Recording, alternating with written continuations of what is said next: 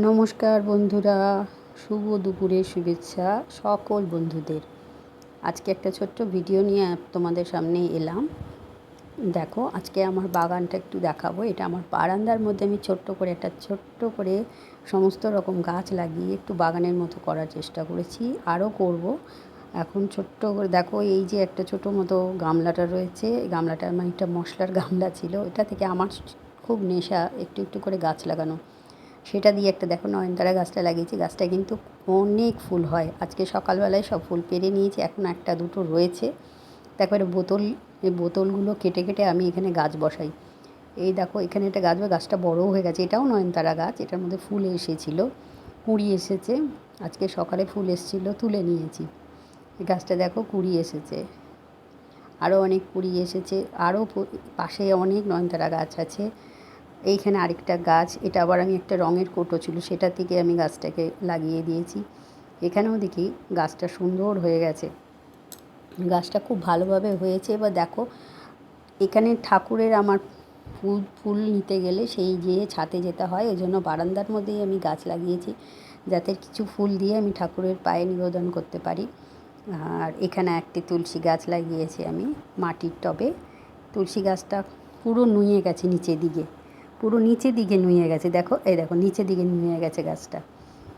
গাছটা খুব সুন্দর হয়েছে। এই গাছটাও বড় হয়েছে। এর আগে একটা গাছ ছিল, সেটা একটু শুকিয়ে যাওয়াতে তারপরে আমি এই গাছটা আবার লাগিয়েছিলাম।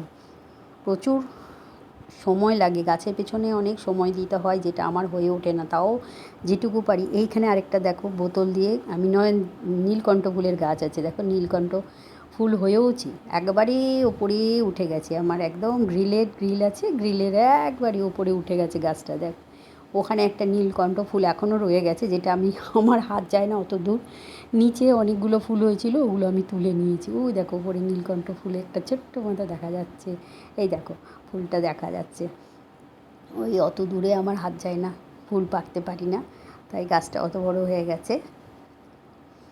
দিয়ে নিচের দিকে যত নীলকণ্ঠ ফুল ছোটো ছোটো হয়, সেগুলো সকালবেলা ঠাকুরের পুজোতেই আমার সমস্ত নিবেদন করি, ওখান থেকে ফুল তুলে নিবেদন করে দিই। এখানে আরেকটা আমি নয়নতারা গাছ লাগিয়েছি। এটা কিন্তু সাদা নয়নতারা হয়, এটাও সাদা। আমি একটু সাদা নয়নতারাটা বেশি লাগাই, কারণ নারায়ণের চরণে কিন্তু সাদা নয়নতারাটা দিতে হয়।